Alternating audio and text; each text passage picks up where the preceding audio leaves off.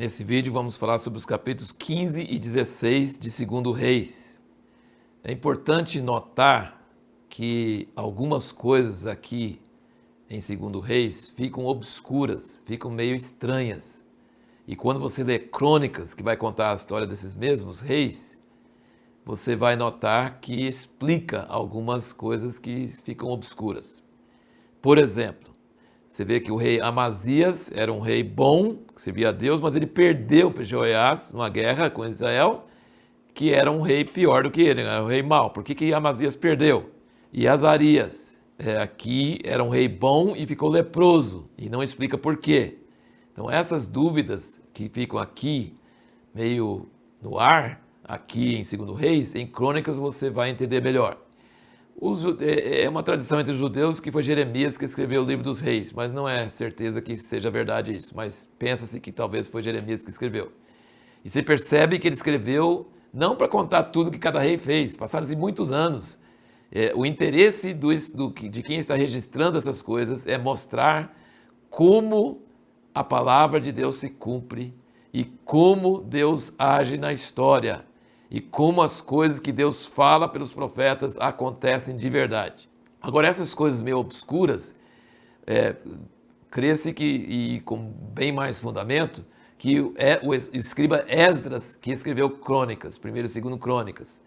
E ele certamente leu Reis, e ele também percebeu esses pontos que ficaram obscuros, e ele deu uma ampliada para explicar melhor por que aconteceram essas coisas. Então, se você fica com alguma dúvida, procura sempre no livro de Crônicas que vai haver uma explicação maior e melhor. Então, é muito interessante como a palavra de Deus traz equilíbrio.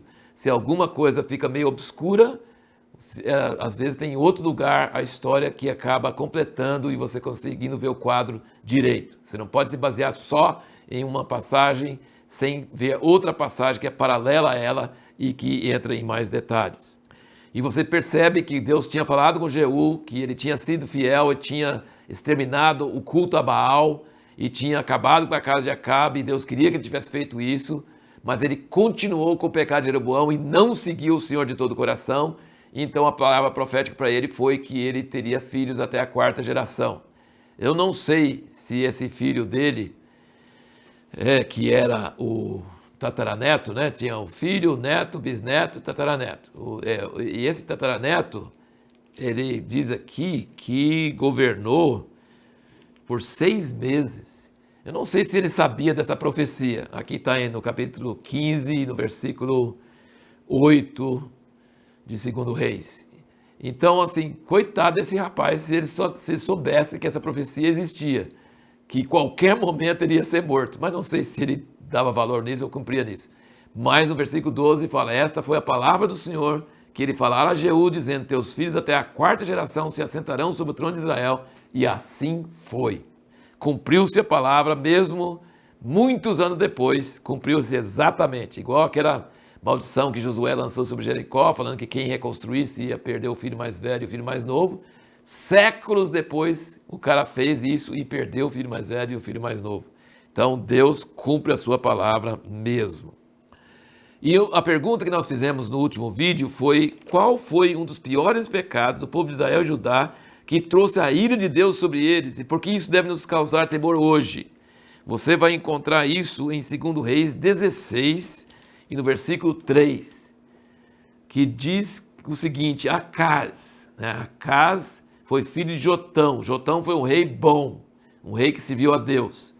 Mas Acaz foi um rei terrível, da linhagem de Davi, mas no versículo 2 fala que ele não fez o que era reto aos olhos do Senhor seu Deus, como tinha feito Davi seu pai, mas andou no caminho dos reis de Israel, e até fez passar pelo fogo seu filho, segundo as abominações dos gentios que o Senhor lançara fora de diante dos filhos de Israel.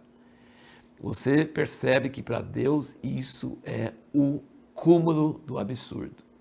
Se uma pessoa sacrifica o filho no fogo, Deus acha isso tão abominável que é o cúmulo do absurdo. Aí você pode me dizer: mas ele pediu para Abraão sacrificar Isaac. Sim, ele pediu. E Isaac entendeu que era para fazer isso de verdade. E foi lá e levou Isaac e amarrou ele em cima da lenha e pegou o cutelo E Deus gritou dos céus: não, não faça isso não. Estava só aprovando ele. Deus odeia quem sacrifica os filhos. Deus odeia. Quando você começa com a idolatria, depois você vai caminhando, caminhando e chega nesse ponto de sacrificar os filhos, é a hora que o juízo de Deus vai cair. E por que isso é importante para nós hoje? O número de abortos que estão sendo cometidos todo ano, no mundo todo, é um terror que está subindo a Deus, para trazer juízo sobre a terra. Você mata seus filhos. Hoje não se oferece os filhos no fogo a Moloque, a um deus, um ídolo, não.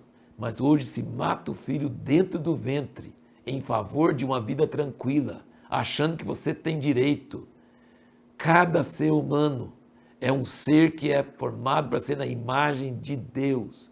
Quando você aborta um filho, quando você mata um ser humano, você está causando um grande desaforo, uma grande abominação aos olhos de Deus. E isso traz juízo de Deus sobre a terra.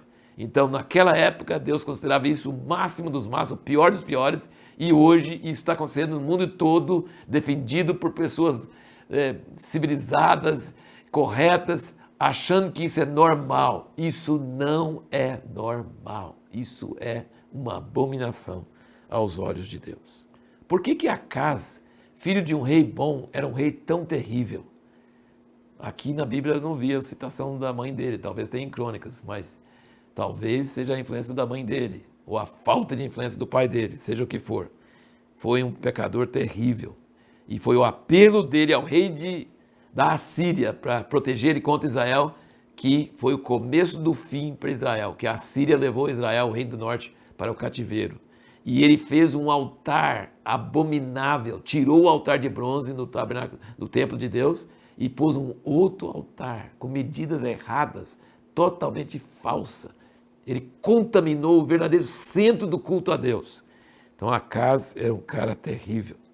E a pergunta que nós vamos responder no próximo vídeo é: por que Deus deixou Israel ir para o cativeiro?